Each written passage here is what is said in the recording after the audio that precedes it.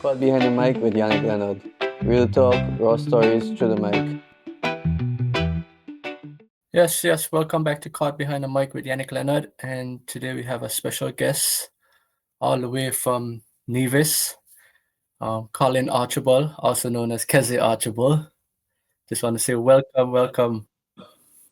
Yeah, man. Thanks for having me, Yannick. Thanks for having me. Nice to be here. Yeah, man, it's a pleasure having you on. It's been a long time coming. I know we had a few conversations in Nevis. We tried in St. Kitts, try to get it done, but it was such a short and compact tournament. A lot of cricket being played over an 8-day period. So the guys, they were quite harassed and tired throughout that 8-day period. So it's quite hard to squeeze in a cricket interview there. So, but nevertheless, we have you here now. Just want to say welcome to Caught Behind the Mic with Yannick Leonard. Real talk, raw stories through the mic. It's a pleasure to have you on here. A Nevis, Leeward Islands, and West Indies A cricketer. Also a champion of the National Cricket League in the US. I think he played with the LA Waves. Nice. Congrats on that. We're just gonna kick it off with a quick game. It's called Start Bench Trade. So basically, I'm just gonna give you 3 players, and you either start, bench, or trade them. No problem. We're gonna do it. We're gonna start off with Brian Lara, Sachin Tendulkar, and Ricky Ponting. Oh, that's a tough one, man. That's really tough. Well, you had to put me on ice so early, man. I mean, I'll have to go in the order that you list them out. I have to start Brian Lara. I'll bench Sachin and trade Ricky. Fair enough. It's hard to do, but I have to do it. Yeah, it's a quick fun game. That's all about it. Growing up, Brian Lara was my favorite cricketer. Yeah. One of my favorite cricketers. Growing up watching a lot of Brian Lara, hearing a lot of Caribbean stories about Brian Lara. It's hard to go against Brian Lara there. Yeah, 100% agree. Especially you being a left-hander as well. Exactly. I patterned a lot of things from the way he bat. Tried to bring it into my game. You grow up playing in the streets, trying to be like Brian Lara. It's hard to go against him there, man. True. Fair enough. All right, we're gonna do our next one now. Gonna do some fast bowlers. Okay. Let's do Michael Holden, Glenn McGrath, and Mitchell Johnson. Oh, I mean, that one is a bit more easy. I'll start Mitchell Johnson. I love Mitchell Johnson as a bowler. Yeah, I know that. I'll probably bench Glenn McGrath. I'll probably trade Michael Holden just because I didn't really get to see much of him. Yeah. Fair enough. That's fair enough. Yeah. All right. We're just gonna kick it off now. Just want to ask you, like, how did you fall in love with the game of cricket? Oh, man, it was a good while back. My uncle introduced me to the game through his stories. My uncle Sylvester Brown. He played cricket for Nevis. Some say he was good enough to play for the Leeward Islands as a fast bowler. He introduced me to the game through his stories. He used to tell me a lot of stories about back in the 90s when he used to play for Nevis and how they were so dominant through that era. Gave me a lot of stories about him hitting batsmen with short deliveries, and for some reason that got me intrigued, and that just filtered down through my day-to-day. Started playing hole in the bat, started shadow batting and stuff like that till he actually tied a ball in a string in a tree. Started batting. I used to bat behind by that 3 for hours, man. Like on Sundays, my aunts used to be sick of me batting the ball all the time. I really had a deep love for the game at a young age. I always tell people cricket is my first love, man. Yeah, That's same something. here as well. Always Yeah. says that. Yeah, I mean, girls are gonna get upset, but it's the truth. My cricket is my first love. true. That's good. It always starts from always as a young kid playing in the backyard and on the streets and stuff like that. Especially in the Caribbean, like growing up, you're always out on the streets playing cricket with your friends, your neighbors, and stuff like that. Being Yeah. smashing people windows and stuff. I broke some windows in my time. Playing test match cricket on the road through the whole Yeah. day of the summer, those kind of stuff. Yeah, In back one in the bounce full days. catch. We're playing one bounce full catch where you have to hit the ball along the ground, because if you hit it one bounce to a fielder, then you're out. Yeah, It's definitely. You a hit in different somebody challenge. yard, you're out as well. Yeah, over the fence, you're out. Every tip around where you have to run every shot you play. Man, those Yeah, stuff was I think that's something that's missing right now in the Caribbean as well. Like a lot of the young players don't have the opportunity to go outside and do those stuff anymore like that either. definitely, man. Definitely, like it's definitely a void right there. Okay, cool. So how have you owned your skill becoming a bowling all rounder, I should say? So growing up, I'm a left arm seamer, so naturally, coaches they're gonna gravitate towards a left arm seamer at such a young age. I had a bit of pace on me at a young age as well too. So it didn't hurt that I could have also bat.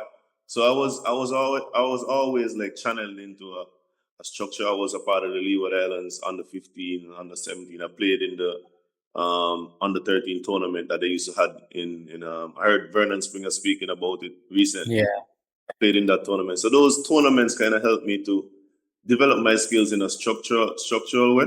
But as I mentioned before, my uncle was pivotal in my early development. He used to make bats because he's a carpenter as well. He used to make bats and so forth for me. He gave me my first bat. I always, as I say, used to knock in behind the yard in the trees. I had a deep love for batting, and I love Brian Lara. So I used to try to mimic the stuff that he do, the stuff that Chris Gale did. I really admired Chris Gale as well. So all of that like came together. It just made me love the game and also love improving on my skills and doing things to help improve on my skill. Yeah, as you say, you love Chris Gale as well. I know you have a big love for Jamaica because I think there you went to study in university there as well. Just want to say shout out to everyone there who's affected by the Hurricane Melissa. Just want to say, if anyone want to support, just support at supportjamaica.gov.jm. If anyone want to share the love and support by donating anything possible. So just want to keep them in our prayers. I know hurricane is nothing easy. Like I remember back Yeah. in 2017, I think it was, Well, yeah. with Alma Anguilla, we got hit very hard from there, and like it was very devastating. Like it was out like certain parts of the island was out of electricity for about Yeah. a whole 6 months. Certain part was 3 months, and those kind of stuff.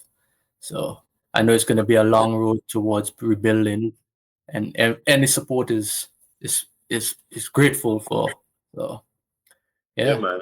I mean, Jamaica is a very. I always like to say it's the proudest country on earth. Now, there's no other country in the world that's more proud than Jamaican people. So there's no doubt that the spirit of the people would definitely be rebuilding soon, but the country is gonna take a little while. And that, as you mentioned, we all need to join in on that effort to help and build back the country and lend support wherever we could. yeah, definitely. So I know you just played in the Leeward Islands tournament a few days back now. How have you find that tournament? I think it's an opportunity to play some cricket and for guys to showcase their skills. There was a lot of talent unearthed in that tournament, so to speak. I feel like the guys. It was a bit challenging for most of the guys because of how compact the tournament was. Um, Other than that, I feel like it's always a good initiative to have Leeward Islands. I got into the Leeward Islands team from a Leeward Islands tournament, and before that, there wasn't much tournaments happening before that. So to see Leeward Islands tournament happening is always a good thing because it's always something to look for the next generation or look for um, a new crop of players. Yeah, definitely. I remember that tournament that you just speak about too.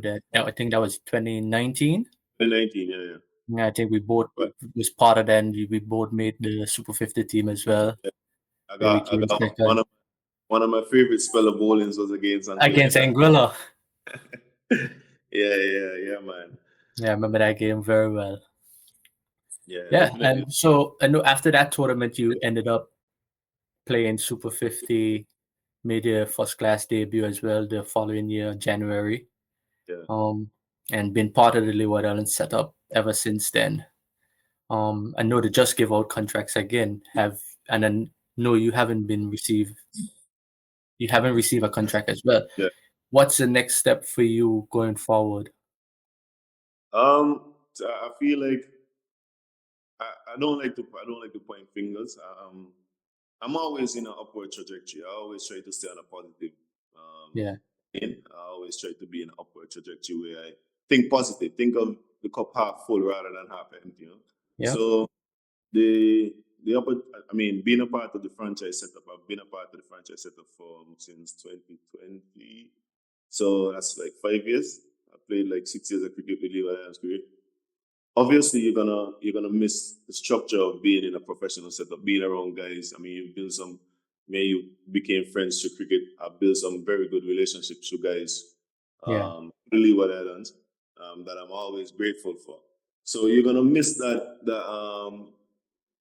kind of interaction on a daily basis. But as I said, I always try to keep an upward trajectory. Um, the work still continues. I still have a lot of ambitions for myself that I'm still working on. So I still train religiously, probably even more so than when I was in the franchise because I'm out of the franchise now for whatever reason we could argue that. But I have to keep my fitness level up, my skills level up for whenever the opportunity comes about again. I could always be ready to deliver good performances to hopefully get back into the franchise one day, even represent the Leeward Islands again, somewhere. So I have to work twice as hard as the guys there now, you know. yeah, definitely. Like, I just something that you just said there. Like, have you been given a reason why you haven't been retained or been given a next contract? What did they told you anything about what you need to work on to get back into the setup? Um, I haven't received an official reason because I got the information that I was left out of the contract through an email. So I didn't get any specific reason from anyone in particular that, oh, this is the reason why you're looking to um, so forth. So as I said, we could argue a lot of different reasons why contracts are given out or why contracts are taken away. But I'm in the business of controlling the controllables, Yeah, and yeah, things yeah, yeah.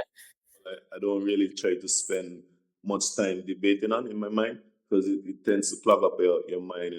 I always try to keep a clear mindset where I think positive. And fortunately enough, I always look at things on a positive. I have two kids. I have two Yep. sons.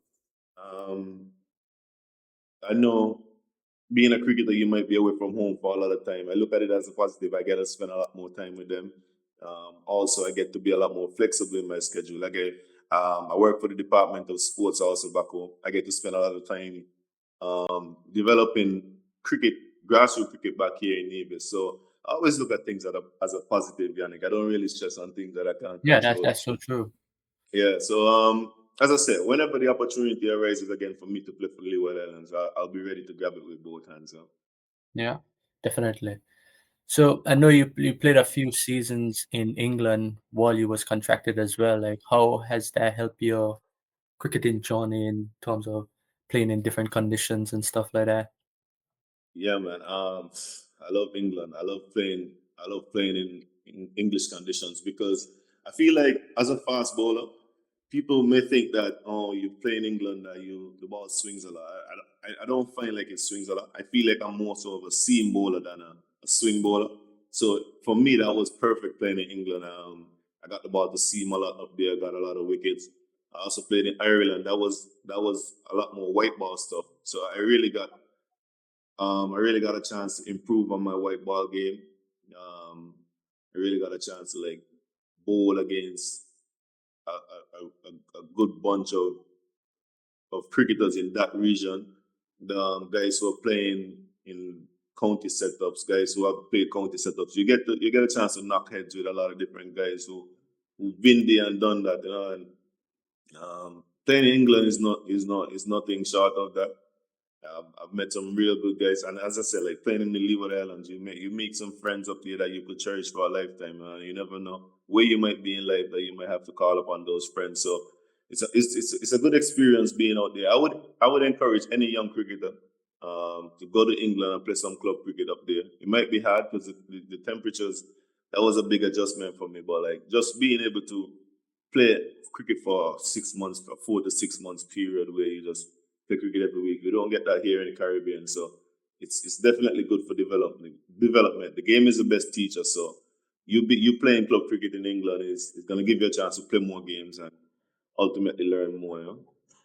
Yeah, definitely. And it's something that I always try to encourage, especially even when there's no cricket playing in the Caribbean. Why not take that opportunity to come over and play constant cricket every week? You got access to facilities to train and stuff like that. So I always try to recommend it to anyone who I know, especially if you part a franchise and there's no cricket going on after the first class season. Why not take the opportunity to come over and play Yeah, some club cricket? definitely, man. Definitely. I'm actually looking to go to England next year myself because um, I love it so much. It gives you a chance to develop. I'll just say I'm not a part of the franchise setup right now, so I'm right now.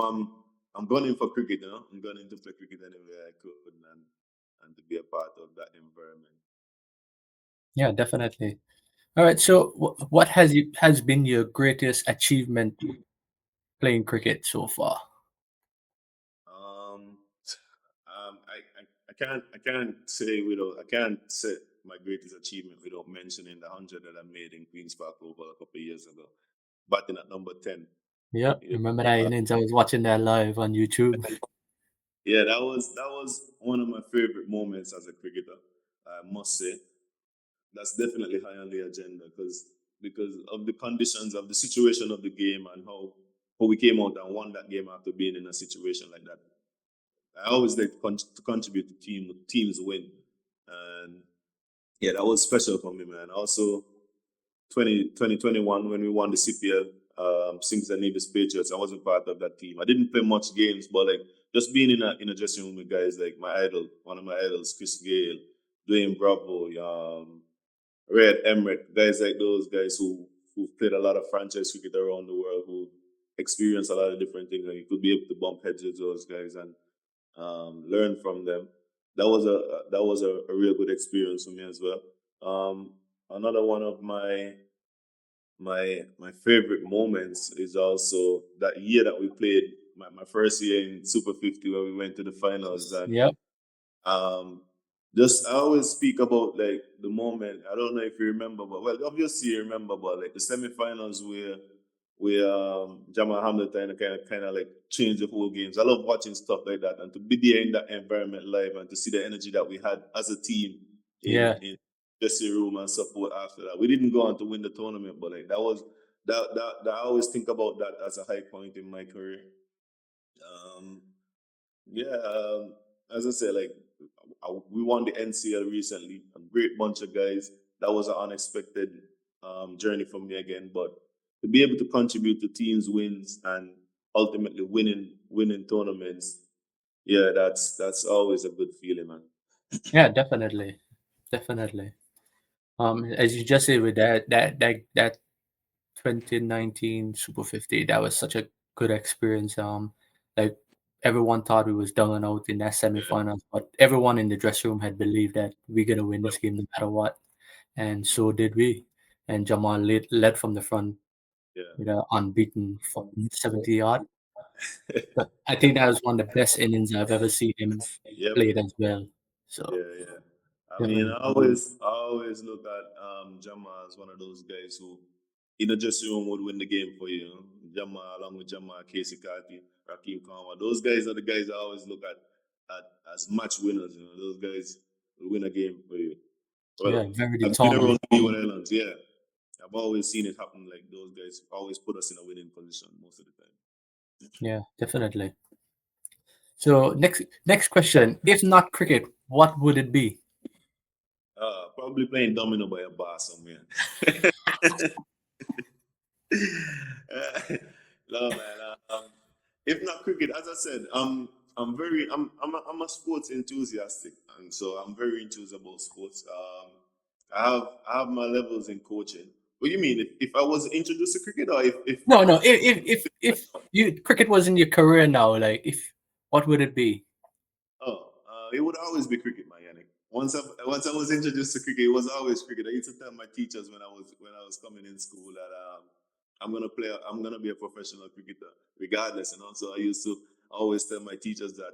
Obviously, ultimately, I went to college and I got a degree, which is it was very good on my part. But like I always saw cricket as as the ultimate goal. But to answer your question, I feel like um, I like to inspire. I like to impact knowledge on people. So I feel like a coach, being in the role of a coach, would have been something that I took up. I have, I also have my level 2 in coaching as well. So like I love working with kids. I love being able to shift someone thinking into a positive direction. So those kind of stuff that those are some of the stuff that I think I probably might have take on as a career choice, like coaching, stuff like that. So I see boys back down again. It's still gonna be cricket, gonna be Yeah, even. definitely. Still part of it Yeah, somehow. I love cricket, Yeah, man. I love it. I love it. Yeah. Any fun fact about yourself you want to share? Um, um, people like to say that I'm a fashionist. I like to dress well. I like to go out and have fun with my friends. I love playing dominoes. I play a lot of board games, chess games, stuff like that. I like spending time with myself, just being in a nice enclosed environment, getting deep in my thoughts. Recently started reading a whole lot lately. So that's something that if anyone who knew me from high school would have never thought that I would have been involved in. So yeah, I can't think of nothing that stands out right now, but yeah, those are some of the things about me, man. Okay, Pretty cool. cool guy.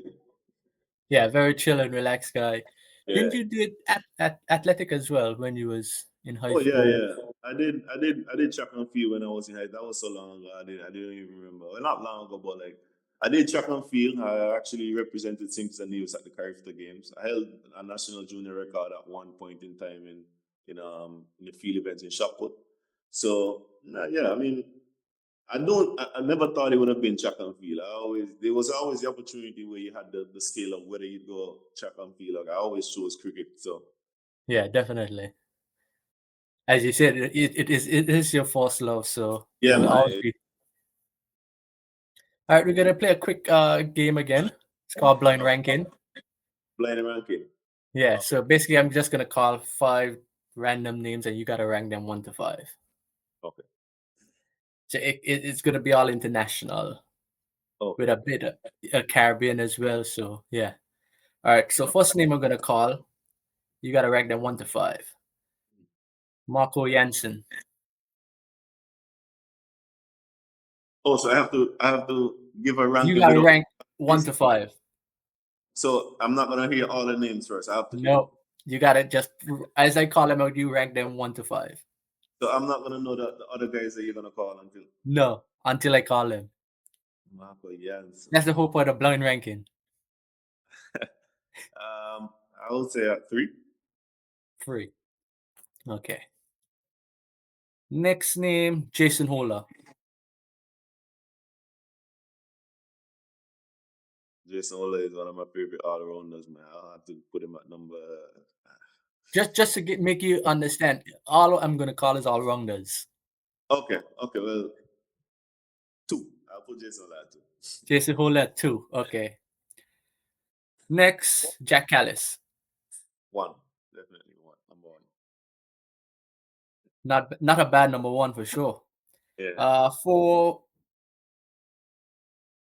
Ben Stokes. I would have Ben Stokes at 3, but 4. 4. So the last and final name is Dwayne Bravo, which he takes up the number 5 slot. Yeah, he has to pick up the number 5 spot. I probably would have started him in at number 4, but Okay, so if you had a chance to change, what would be your changes? so I would have put Ben Stokes at. I'm a bit biased here because, as I said, like Jason Ole is a Caribbean guy, West Indian. I'll put him as number 2 all the time. He's one of my favorite all rounders as well, so I have him at number 2. That's my bias. I have Ben Stokes at 3, Dwayne at 4, and Marco Jansen at 5. Okay, fair enough. And there was Colin Archibald, blind ranking.